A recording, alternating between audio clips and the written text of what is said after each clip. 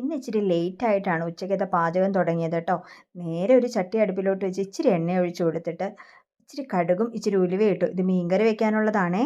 ഇതൊന്ന് പൊട്ടി വരുമ്പോഴത്തേക്കും നമുക്ക് ഇച്ചിരി കറിവേപ്പില ഇട്ട് കൊടുത്ത് നമ്മുടെ സവോളയും പച്ചമുളകും ഇഞ്ചിയും ഒക്കെ ആഡ് ചെയ്തിട്ട് ഒന്ന് വഴറ്റി കൊടുക്കാം. ഞാൻ വെളുത്തുള്ളി ആഡ് ചെയ്യാറില്ല. ചില ആൾക്കാരൊക്കെ വെളുത്തുള്ളി ആഡ് ചെയ്യാറുണ്ട്. ഞാൻ വെളുത്തുള്ളി ഇടാറില്ല കേട്ടോ.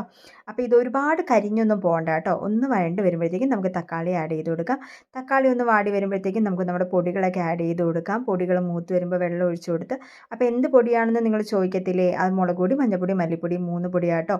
അണ്ട് പുളിയിട്ട് നന്നായിട്ട് തിളച്ച് കഴിഞ്ഞിട്ട് വേണം മീൻ ചേർത്ത് കൊടുക്കാനായിട്ട്. അങ്ങനെ മീനും കൂടി ചേർത്തിട്ട് അത് അടച്ച് വെച്ചു. പിന്നെ ഒരു തോരൻ വെക്കണമല്ലോ. അങ്ങനെ നേരെ ചട്ടി അടുപ്പിലോട്ട് വെച്ചിട്ട് ചീരത്തോരനാട്ടോ. ചീരത്തോരൻ വെക്കാൻ ഞാനിപ്പോൾ എല്ലാവരെയും പഠിപ്പിച്ചു തരേണ്ട കാര്യമില്ലല്ലോ.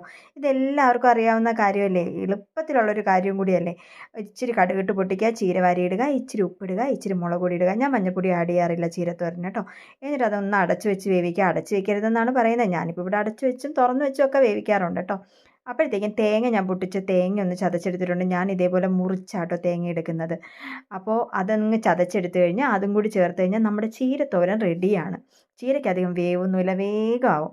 ചീരത്തോരനായി കഴിഞ്ഞപ്പോഴത്തേക്കും നല്ല മീൻകറിയുടെ മണം വരാൻ തുടങ്ങി.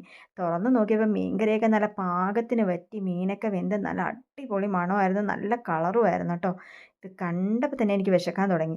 പിന്നെ ഒരിച്ചിരി പച്ച കറിവേപ്പിലയും പച്ച വെളിച്ചെണ്ണയും കൂടി ഒഴിച്ചപ്പോഴത്തേക്കും നമ്മുടെ മീൻകറി റെഡിയായി. പിന്നെ നേരെ ഞാൻ ചോറ് വിളമ്പുവാണ്. നല്ല ചീരത്തോരനും മുട്ടത്തോരനും മീൻകറിയും ഒക്കെ ആയിട്ട് ഞാൻ ഊണ് കഴിക്കാൻ പോവാണ്.